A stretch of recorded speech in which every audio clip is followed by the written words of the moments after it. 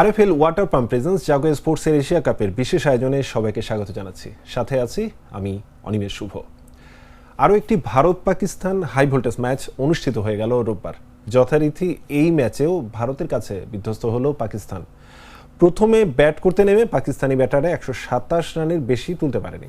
ভারত 15.5 ওভারেই জয় তুলে নেয়। এ নিয়ে সাম্প্রতিক সময়ে প্রায় সব ম্যাচেই ভারতের কাছে হারল পাকিস্তান।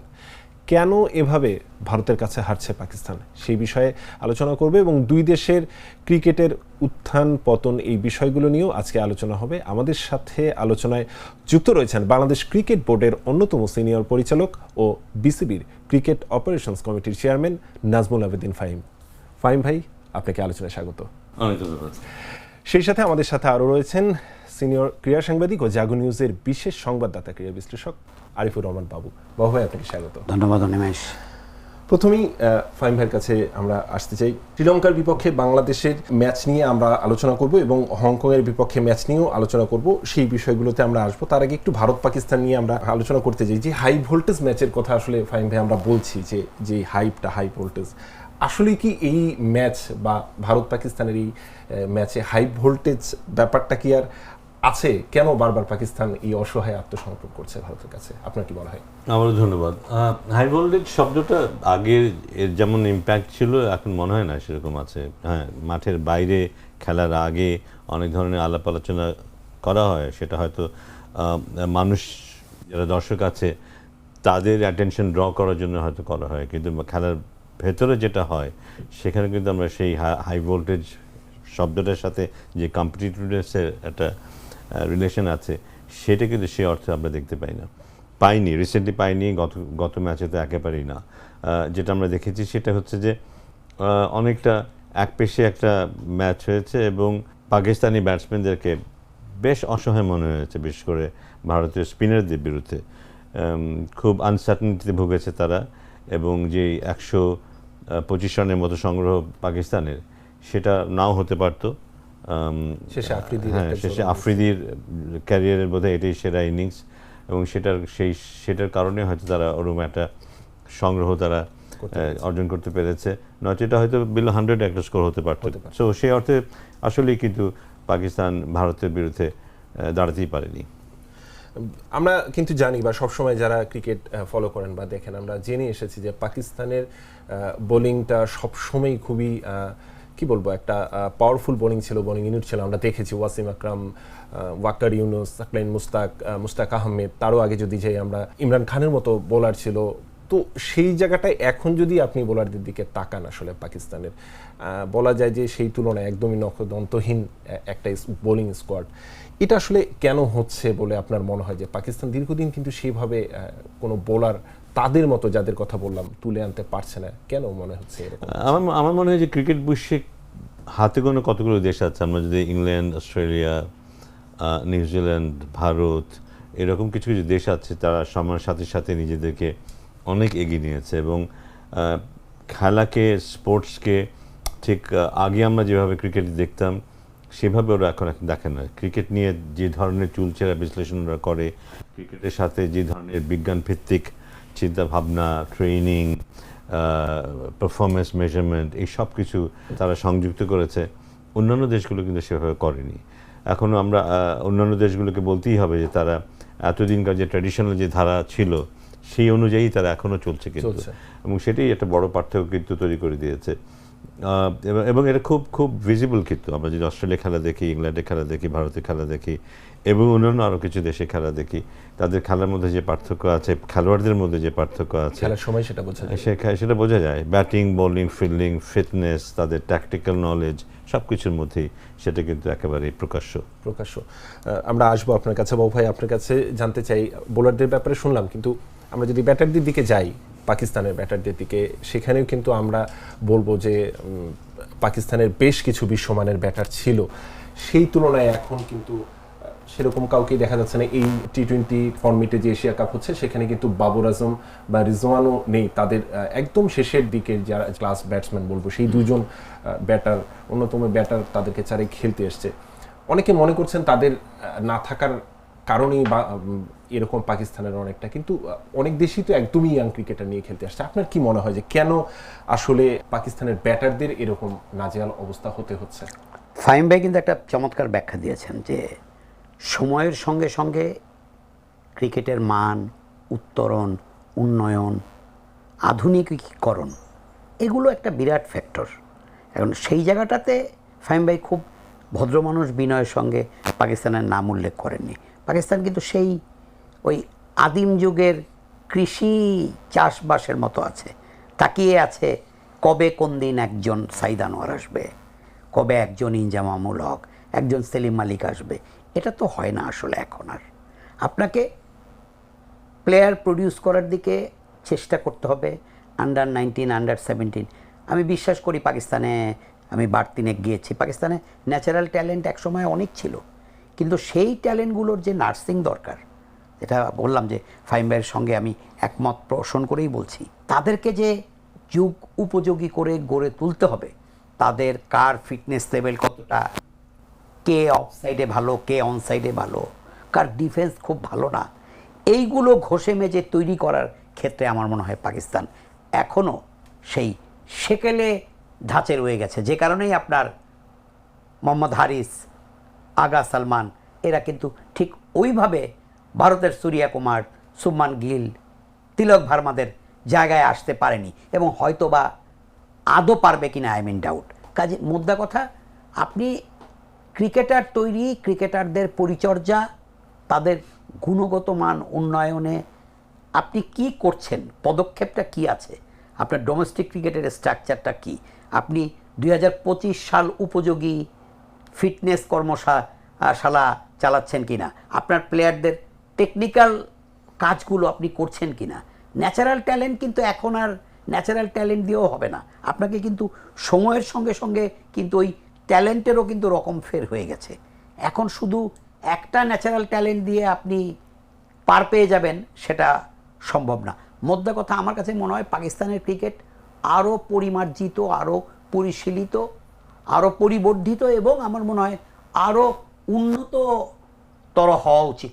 এখন পাকিস্তানের যা ডোমেস্টিক ক্রিকেট আছে এবং তাদের যে ন্যাশনাল টিমের যে প্ল্যান প্রোগ্রাম থাকে, তাদের ডোমেস্টিক ক্রিকেটের যে ক্রিকেটার তুলে আনা, তাদেরকে গড়ে তোলা, তাদের যে অ্যাটিটিউড, তাদের যে প্রবণতা, তাদের যে মানসিকতা, সেগুলি থেকে সরিয়ে নিতে না পারলে পাকিস্তানের ক্রিকেট সহসাই আর খুব উপরে উঠবে বলে আমার মনে হয় না। বাবু ভাই, শুনছিলাম আপনার কাছে, আমরা এই আলোচনার মধ্যে একটা ছোট্ট বিরতি নিয়ে আসবো, বিরতির পরে আবার আলোচনায় ফিরবো। দর্শক, আপনারা দেখছেন আরএফএল ওয়াটার পাম্প প্রেজেন্টস জাগো স্পোর্টসের এশিয়া কাপের বিশেষ আয়োজন। আমাদের সাথেই থাকবেন, ফিরছি একটা বিরতির পর। বাড়ির প্রয়োজনে গভীর থেকে পানি আনে, আরএফএল সেরা পাম্প, সবাই তো সেটা জানে। অন করলেই পানির তুফান, আরএফএল পাম্প, ঝামেলার অবসান।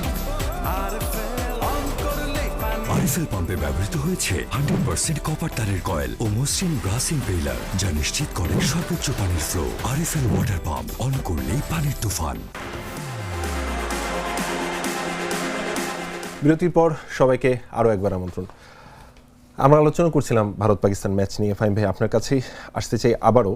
যেই কথাটা বাবু ভাইয়ের কাছে আমরা জিজ্ঞেস করলাম যে পাকিস্তানের ব্যাটারদের আসলে এরকম অবস্থা কেন, ঠিক অপোজিটে আপনার কাছে ভারতের ব্যাটারদের কাছে নিয়ে জানতে চাই যে একদমই কিন্তু আমরা যদি ব্যাটারদের দিকে তাকাই, তাহলে বেশ কিছু ইয়াং মুখ আমরা দেখতে পাবো, এবং সবচেয়ে যাদের উপর ভরসা করা হতো রিসেন্ট পাস্টে, বিরাট কোহলি এবং রোহিত শর্মা, সেই দুজন স্তম্ভ কিন্তু বর্তমান স্তম্ভ তারা নেই।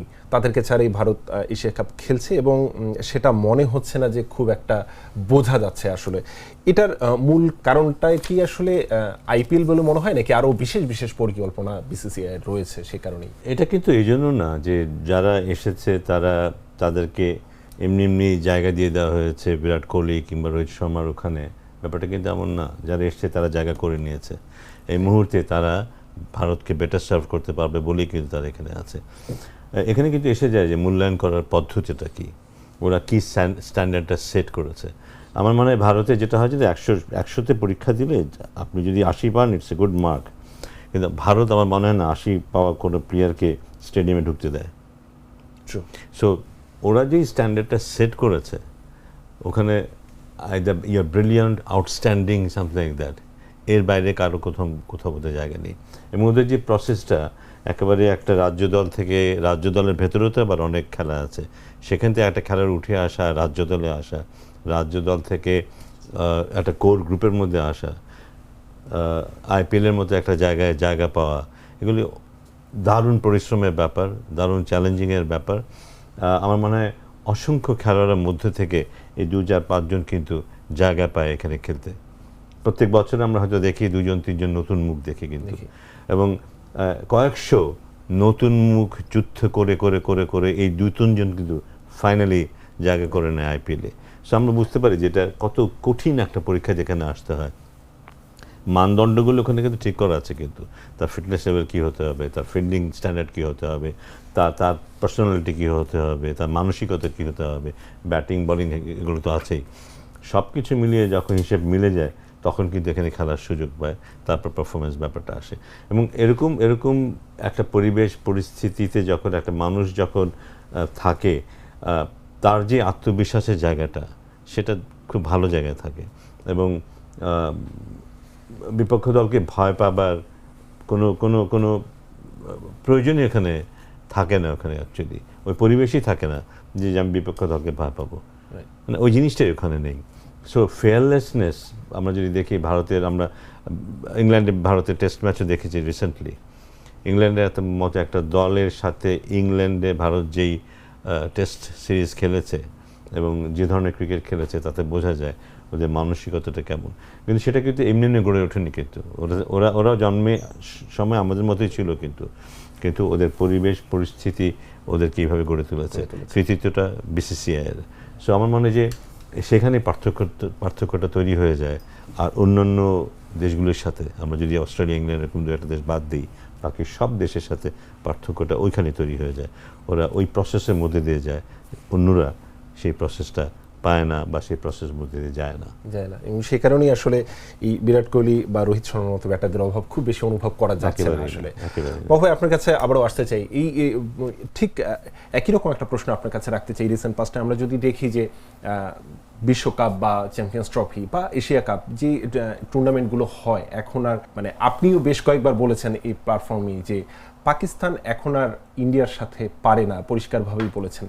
কেন আসলে এই জিনিসটা হয় বা কেন এটা হচ্ছে? পুরো দল হিসেবে, একটু আগে আমি ব্যাটারদের ব্যাপারে শুনতে চেয়েছি, কিন্তু পুরো দল হিসেবে যদি আপনি পাকিস্তানের বিষয়ে বলতে চান এবং ভারত সম্পর্কে বলতে চান, কেন পেরে উঠছে না? কোনো দিক থেকেই আসলে তারা পারছে না, কি কারণ বলে মনে হচ্ছে আপনার? এটা তো অনেক বড় বিশদ ব্যাখ্যা দেয়া যায়, বাট মোটা দাগে যদি বলি হয়তো একদম মানে হিউমার করে, ভারত অনেক বেশি শক্তিশালী, পাকিস্তান এখন অনেক বেশি দুর্বল।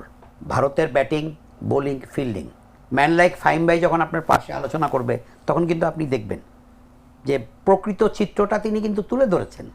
যে আজকে যারা উঠে এসছে, শুভমান গিল বলেন, তিলক ভার্মা বলেন, সূর্যকুমার যাদব বলেন, তারা কিন্তু একদিনে শুধু আইপিএল খেলে আসেননি, তিনি কিন্তু এটা বলে দিয়েছেন। এবং তাদেরকে তৈরি করা হয়েছে, বিসিসিআই তাদেরকে তৈরি করেছে। ইন্ডিয়ার প্রত্যেকটা প্রাদেশিক যে ক্রিকেট অ্যাসোসিয়েশন আছে তাদেরও কিন্তু বিরাট ভূমিকা থাকে। তাদের ক্রিকেটটা গ্রাসরুট লেভেলে সেভাবে ছড়ানো ছিটানো, তারাও কিন্তু তাদের কাজকর্মগুলো ঠিকমতো করে। পাকিস্তানের ঠিক সেই অবস্থা নেই। ওই যে বললাম, পাকিস্তান এখনও সেই মান্দাতার আমলে রয়ে গেছে। কাজেই কোয়ালিটি প্লেয়ারের অভাব। এই আলোচনার টেবিলে আমি অনেকবার বলেছি, পাকিস্তানে এখন দলে নেই, তাতে কি আছে? বাবর আজম আর শাহিন শাহ আফ্রিদি ছাড়া আমি মনে করি না পাকিস্তানে কোনো ক্রিকেটারকে একটা স্ট্যান্ডার্ড ধরা যায়। আপনি যাদের নামই বলেন, মোহাম্মদ হারিস, আগা সালমান, কালকে ফারহান করলেন, ফারহান করলেন, ঢাকাতেও খেলে গেছেন শেষ ম্যাচ, বাট এরা ঠিক ওই মানের না। এখন এদের সঙ্গে আপনি ভারতীয় ব্যাটার বোলারদের পেরে ওঠার কথা না, যেহেতু দু দলের ব্যক্তিগত নৈপুণ্যর আলোকে ফাহিম ভাই বললেন যে একটিও তাদের মানদণ্ড না, হয়তো ফাহিম ভাই উল্লেখ করেননি 90+, সেখানে পাকিস্তানি প্লেয়ারদেরকে আপনি কত দিবেন? 40-50 দেওয়াই তো কঠিন। কাজেই 90+-এর সঙ্গে 40-50-র অনুপাত যা হওয়া উচিত তাই হচ্ছে। তাই হচ্ছে। কালকে যদি আপনি শাহিন শাহ আফ্রিদির ওই 4টা ছক্কা না থাকতো, হয়তোবা অ্যারাউন্ড 100-এর মধ্যে পাকিস্তান বুক হয়ে দেখা গেল 10 ওভারে খেলা শেষ হয়ে যেত। কাজে আমার যেটা মনে হয়, একটা সময়ে পাকিস্তানিদের ইন্ডিভিজুয়াল ব্রিলিয়ান্স ছিল, ট্যালেন্ট ছিল, একটা কিন্তু না কথা না বললেই নয়, পাকিস্তান কিন্তু কখনোই খুব টিম ওয়ার্কের উপর ভিত্তি করে গড়ে ওঠা একটা দল নয়। পাকিস্তান কিন্তু তার পিকেও আমার সুযোগ হয়েছিল অনেক আগে টনি গ্রেগের একটা, ঠিক ইন্টারভিউ বলবো না, একটা গ্রুপ চ্যাটে শরিক হয়েছিলাম 99-এর ওয়ার্ল্ড কাপে। তো উনি একটা কথা বলতেন প্রায়ই, যে পাকিস্তানিরা হচ্ছে ইয়াহু ক্রিকেট খেলে। ইয়াহু ক্রিকেট কি? সাইদ আনোয়ার শুরুতে একটা ইনিংস খেলে দিবে, ওয়াকার ইউনুস বা ওয়াসিম আকরামের একটা বিধ্বংসী স্পেল থাকবে, টিম জিতে যাবে। বাট একটা প্ল্যান করে, অপোনেন্টকে রিড করে, উইকেট, অপোনেন্টের লাইন আপকে চিন্তা করে মাথায় রেখে সব ঠাউরে একটা একাদশ সাজানো এবং গেম প্ল্যান সেটা করে, যেমন কালকে পাকিস্তান কেন আগে টস জিতে ব্যাটিং নিল, এটা কিন্তু কেউ মানে কারো কাছেই কিন্তু বোধগম্য হয়নি, মানে আমার কাছেও না।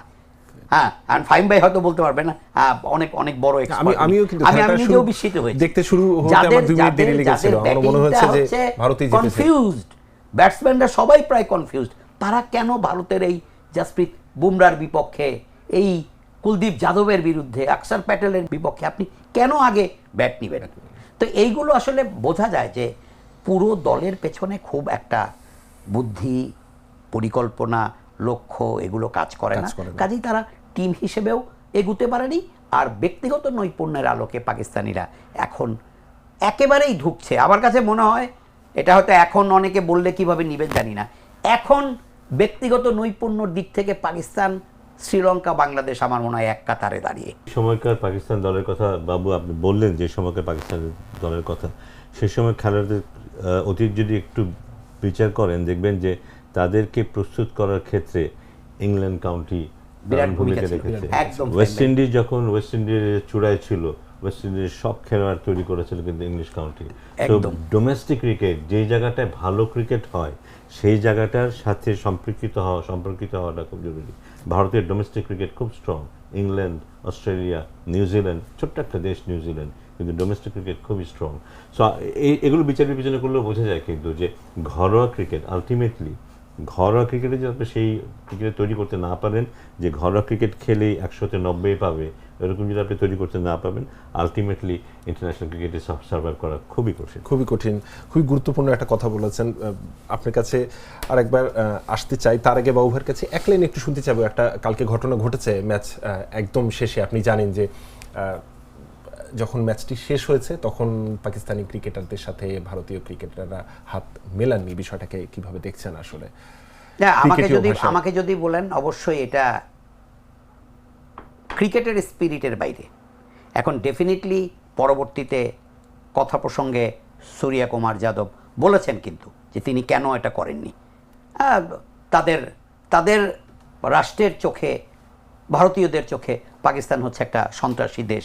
তাদের পাকিস্তানিরা ঢুকে ভারতের মাটিতে নিরীহ মানুষকে হত্যা করেছে, তাদের সঙ্গে হাত মেলানো যায় না। তো বাট আমার একটা অন্যরকম প্রশ্ন একটাই, তাদের সঙ্গে যদি হাত মেলানো না যায়, সৌহার্দ্য বিনিময় না করা যায়, খেলাধুলা তো হচ্ছে সৌহার্দ্য সম্প্রীতির একটা বন্ধন, সেটা যদি না করা যায় তাহলে খেলা কেন?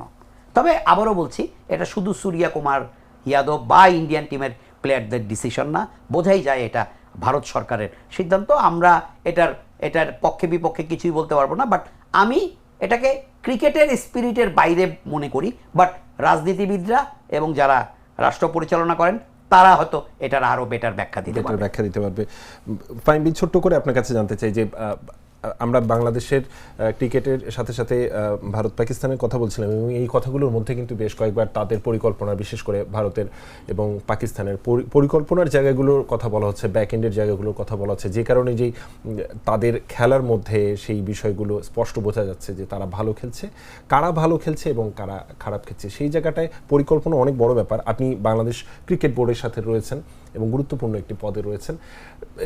এই বাংলাদেশের ভালো খেলার জন্য বা বাংলাদেশের আরও ভালো খেলোয়াড় তুলে নিয়ে আসার জন্য, বা আমরা যদি বিসিসিআইয়ের সাথে কম্পেয়ার করি, সেই জায়গায় বাংলাদেশ আসলে সেরকম আরও গুরুত্বপূর্ণ কোনো প্ল্যান করছে কিনা বা কি প্ল্যান করছে বিসিসিআই এর মতো বা অন্যান্য যারা বোর্ড, কতটা করতে পারছি আপনার কি মনে হয়? না, খুব দুঃখজনক যে আমরা মানে ওই ধরনের পরিকল্পনা নিয়ে এগিয়ে যাওয়ার জন্য যে ধরনের সুযোগ সুবিধা থাকা দরকার তার প্রায় কিছুই আমাদের নেই।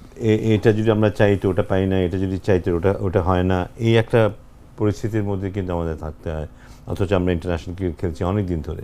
আমাদেরকে এখন যেটা করতে হবে সেটা হচ্ছে যে একটা সময় ব্যয় করতে হবে এই ইনফ্রাস্ট্রাকচারগুলি তৈরি করার জন্য। আমাদের সারা দেশে মাঠ নেই, সারা দেশে উইকেট নেই। একজন খেলোয়াড় যদি ইনজুর্ড হয়ে যায় তার সুচিকিৎসার ব্যবস্থা নেই, তাকে রিহ্যাব করার ব্যবস্থা নেই। এবাদতকে ভাগ্যক্রমে আমরা 1.5-2 বছর লেগেছে, ভাগ্যক্রমে আবার ফিরে পেয়েছি। আমরা জানি যে এবাদত কী করতে পারে। সে এই ধরনের সুযোগ সুবিধাগুলো বাইরে কিন্তু প্রচুর আছে। আমাদের ছেলেরা যথেষ্ট ম্যাচ খেলতে পারে না। আর বিকেন্দ্রীকরণ বলতে কিছু নেই। বাংলাদেশের যত ক্রিকেটার আছে সবাই এখন কিন্তু ঢাকায় বসে আছে। ঢাকায় ওরা প্র্যাকটিস করে। ঢাকায় কোথায় প্র্যাকটিস করে? মিরপুরে কোথায় প্র্যাকটিস করে? ওই একাডেমিতে কতগুলো উইকেট আছে এখানে প্র্যাকটিস করে। তো অসংখ্য ক্রিকেটার এখানে প্র্যাকটিস করে, যেখানে উইকেটের মান ধরে রাখা যায় না, সবাইকে সুযোগ দেওয়া যায় না। আইডিয়ালি তো হওয়া উচিত ছিল যে রাজশাহীর ছেলেগুলো রাজশাহীতে প্র্যাকটিস করবে, চিটাগাংয়ের ছেলেগুলো চিটাগাংয়ে প্র্যাকটিস করবে এবং তাদের দলগুলো সেখানেই তৈরি হবে। তো বিভিন্ন জায়গার দলগুলো নিজেরা তৈরি হয়ে জাতীয় পর্যায়ে এসে কম্পিটিশন করবে। এখন যেটা হয় যে এই দল ওই দল সবাই এসে মিরপুরে বসে থাকে, ওরাই আড্ডা মারে, ওরাই সবাই বন্ধু খেলার মাঠে গিয়ে গল্প করতে করতে খেলে। ওদেরও দোষ দেওয়ার কোনো সুযোগ নেই। এই হাড্ডাহাড্ডি লড়াইটা হওয়ার কথা ছিল, ওই অর্গানাইজেশনের যে কর্তা ব্যক্তি তারা তো ছাড় দিত না। কিন্তু এখানে তো আমরা নিজেরাই সবাই, আমাদেরই দল, আমাদেরই টিম, আমাদেরই ছেলেমেয়ে। সো ওই পরিবেশটাই তৈরি হয় না এখানে। সো ওই হাড্ডাহাড্ডি কম্পিটিটিভ এনভায়রনমেন্টটা করা খুব দরকার। সেটা তো খেলোয়াড় না, ওই জায়গার লোকটা হয়তো বলতে চাইবে যে আমার এই জেলার কোচটা সবচেয়ে ভালো, তাকে জাতীয় দলে নাও। আমার মাঠটা সবচেয়ে ভালো, আমার ক্রিকেটটা সবচেয়ে ভালো, আমার আম্পায়ারটা সবচেয়ে ভালো, তাকে উপরে নিয়ে আসো। সো এই যে সব বিষয়ে জুড়ে যে কম্পিটিটিভ একটা এনভায়রনমেন্ট তৈরি হবে তার তো কিছুই নেই আমাদের। সো সেই জায়গাটায় গেলে ন্যাচারালি দেখবেন যে একটা কম্পিটিটিভ এনভায়রনমেন্টের মধ্যে দিয়ে যখন পরীক্ষার মধ্যে দিয়ে সবাইকে উতরে আসতে হবে তখন কোনো ছাড় থাকে না। কিন্তু ওই পড়াশোনা না করে আপনাকে যেতে পারবেন না, ওই সাজেশন দিয়ে যাওয়া সম্ভব হবে না, ওই নকল করেও পাস করা যাবে না। তখন সত্যিকার অর্থে যা যোগ্যতা আছে সেই আম্পায়ারটা উঠে আসবে, সেই প্লেয়ারটা উঠে আসবে, সেই সংগঠকটা উঠে আসবে এবং তখন পুরো ব্যাপারটাই বদলে যায় পুরো ব্যাপারটাই। এশিয়া কাপ নিয়ে বিভিন্ন আলোচনা আজকে আমাদের সাথে ছিলেন, এই জন্য অনেক ধন্যবাদ আপনাকে। ধন্যবাদ বাবু ভাই, আপনাকেও অনেক ধন্যবাদ থাকার জন্য। আমাদের দর্শকদের জন্য শুভেচ্ছা।